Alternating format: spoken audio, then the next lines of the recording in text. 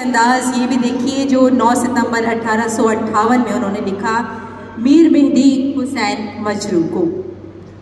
गालिब के आप अजीज शागिर्द और 1857 के हंगामों में वो भी दिल्ली छोड़कर दर बदर भागे हुए फिर रहे थे, कभी कहीं कभी कहीं। गालिब अपने उन तमाम दोस्तों को भी इस खत में याद कर रहे हैं जो 1857 के हंगामों के बाद से तकरीबन लापता हो गए थे।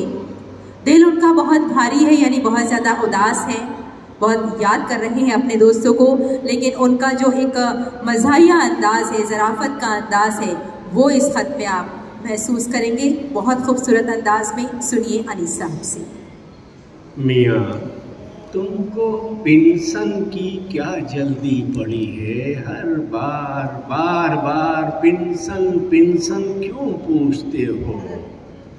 पेंशन जारी हो और मैं तुमको इत्तला न दूं, ये मुमकिन ही नहीं है। अभी तक कुछ हुक्म नहीं हुआ, देखो क्या हुक्म हो और कब हुक्म हो। मीरन साहिब जयपुर पहुँचे और तुम हो कि शाहपुरी बताते हो। हाँ, शायद सच यही हो।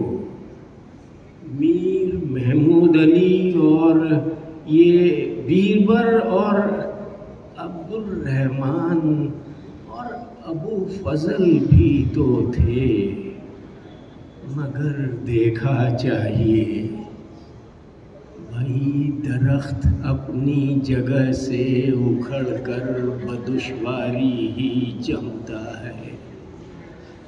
खुलासा मेरी फिक्र का ये है कि अब बिछड़े हुए यार कहीं क़यामत ही को जमा हों तो हों, सो वहाँ क्या खाक जमा होंगे। सुन्नी अलग, शिया अलग, नेक जुदा, बद जुदा। मीर सरफराज हुसैन को दुआ कहना, मीर नसीरुद्दीन को पहले बंदगी फिर दुआ। मैंने किताब का नाम दस्तंबू रखा, आगरे में छापी जाती है, तुमसे तुम्हारे हाथ के औराक लिखे हुए लूँगा, तब एक किताब मैं तुमको भी दूँगा। गालिब।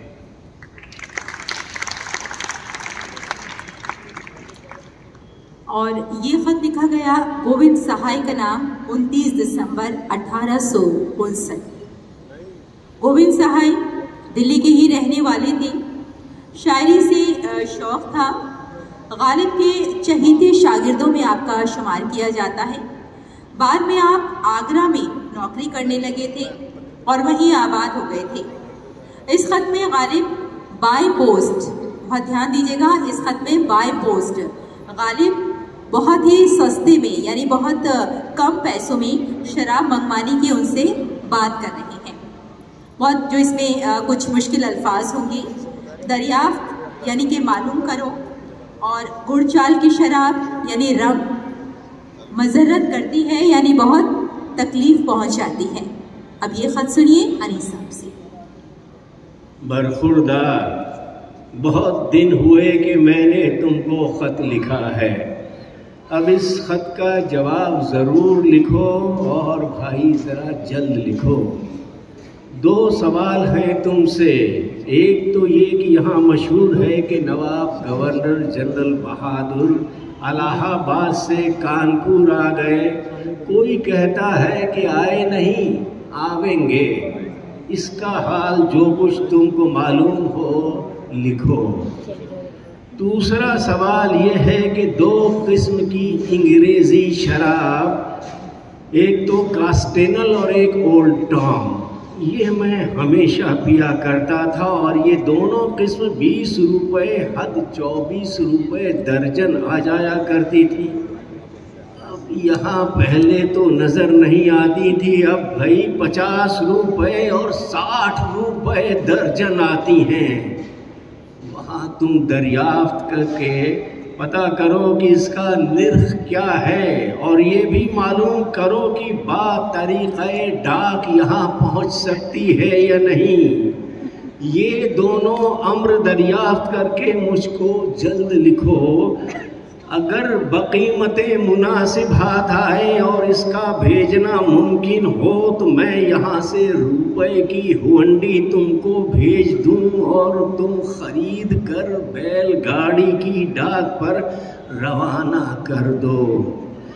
जाड़ों में मुझे बहुत तकलीफ है और ये गुड़ चाल की शराब मैं नहीं पीता, ये मुझको मज़र्रत करती है और मुझे इससे सख्त नफरत है।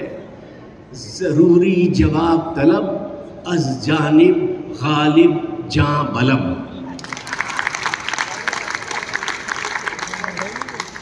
जां बलब यानी होठों तक जान आ गई है। बहुत खूबसूरत अंदाज, और यही उनका अंदाज था कि ख़त जब भी उनके हम पढ़ते हैं तो लगता है कि कोई आमने सामने बैठकर बात कर रहा है। यही अंदाज था गालिब का, और इसलिए गालिब के ख़त आज भी उसी शिद्दत के साथ पढ़े जाते हैं। मैं पानी पी रहा हूँ। बिल्कुल, आप पानी पीजिए सर, बहुत ज़रूरी है। 27 जुलाई 1862 में मिर्ज़ा अलाउद्दीन खां अलाई को ये ख़त लिखा मिर्ज़ा गालिब ने। ये ख़त नवाब लोहारू के बेटे मिर्ज़ा अलाउद्दीन खां के नाम है, जो गालिब की बेगम यानी उमराव बेगम के भतीजे हैं। बालीमारान में उनकी हवेली उस ज़माने में खाली पड़ी थी, जिसे गालिब कुछ महीनों के लिए मांग रहे थे, क्योंकि उनका जो अपना मकान था वो बेहद खस्ता हाल हो रहा था, यानी बहुत ज़्यादा ख़राब हालत में था। लिहाजा वो उनकी हवेली मांग रहे थे रहने के लिए। बरसात में अपने पुराने मकान के इस खत में गालिब ने जो खूबसूरत मंजर कशी की है उसे आप महसूस ज़रूर करेंगे।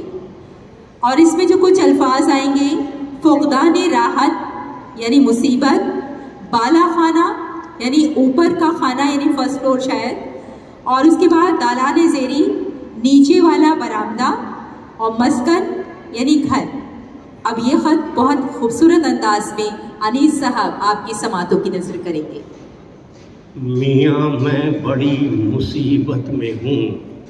महल सरा की दीवारें गिर गई हैं, पाखाना ढह गया, छत मुसलसल टपक रही है। तुम्हारी फूफी कहती फिरती हैं हाय दबी हाय मरी। दीवान खाने का हाल महल सरा से भी कहीं ज़्यादा बदतर है। मैं मरने से नहीं डरता, फुक़दाने राहत से बहुत घबरा गया हूँ। छत चलनी है, अब 2 घंटे बरसे तो छत 4 घंटे तक मुसलसल बरसती है। मालिक अगर चाहे कि मरम्मत करे तो वो कर करे, क्या करे। मैं खुले तो सब ठीक हो, और फिर असनाए मरम्मत में मैं बैठा किस तरह रहूं। अगर तुमसे हो सके तो बरसात तक भाई से वो हवेली मुझको, जिसमें मीर हसन रहा करते थे, अपनी फूफी के रहने के वास्ते दिलवा दो।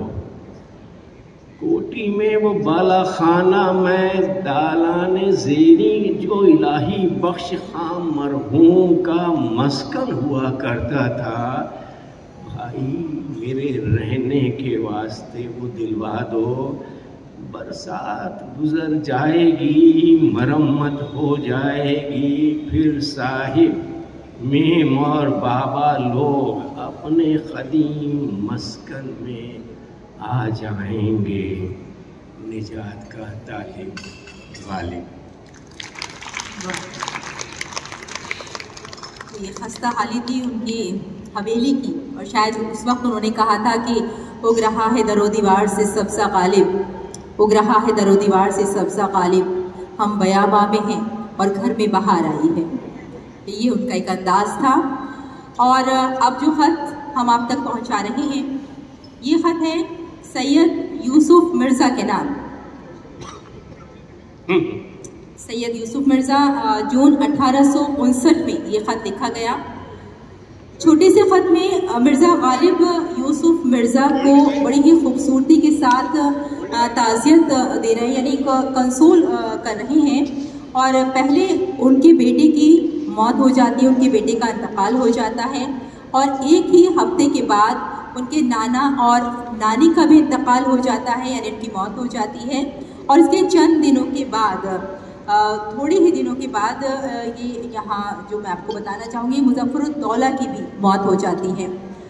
यानी जो शायरों को उस ज़माने में रुपए पैसे से उनकी बहुत मदद किया करते थे, उस वक्त के नवाब थे, लिहाजा उनको बहुत ज़्यादा दुख है। वो सैयद यूसुफ मिर्ज़ा को ख़त लिखते हैं, इन सब का जिक्र करते हैं और चंद लाइनों में गालिब ने यूसुफ की आंखों से कहते हैं कि आंसू पोंछ डाले थे, बहुत खूबसूरत अंदाज में।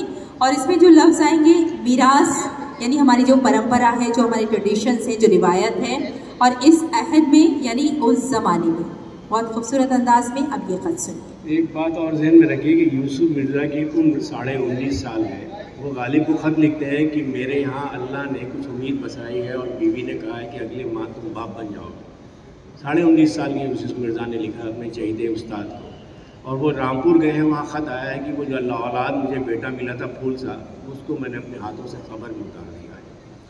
अब आप इस ख़त को और समझ सकते हैं कि एक 19.5 साल का बाप जो अपने मुर्दा बच्चे की बात कर रहा है, फिर नाना नानी जो उसको मदद करते थे फाइनेंशियल, उनकी डेथ हो जाती है। तो ये जो अंदाज़ आंसू पोंछने का है, ये अनोखा है। आपको लिटरेचर में शायद ऐसी मिसाल मुश्किल से मिलेगी। ऐ मेरी जान, ऐ मेरी आँखें, वो खुदा का मकबूल बंदा था, वो अच्छी रूह और अच्छी किस्मत लेकर आया था। वो यहाँ रहकर क्या करता? हरगिज़ गम ना करो, ऐसी ही औलाद की खुशी है तो भी तो तुम खुद बच्चे हो।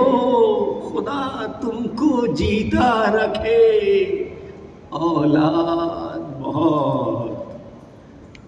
नाना नानी के मरने का जिक्र भी क्यों करते हो भाई? बुजुर्गों का मरना बनी आदम की मीरास है। क्या तुम ये चाहते थे कि वो इस आद में होते और अपनी आबरू खोते? हाँ, मुज़फ़्फ़रुद्दौला का गम मिन जुमला वाक़याते करबला-ए मौला है। ये दाग़े मातम जीते जी न मिटेगा। अब तो फिक्र ये पड़ी है कि रहिए कहाँ और खाइए क्या। निजात का तालिब गालिब।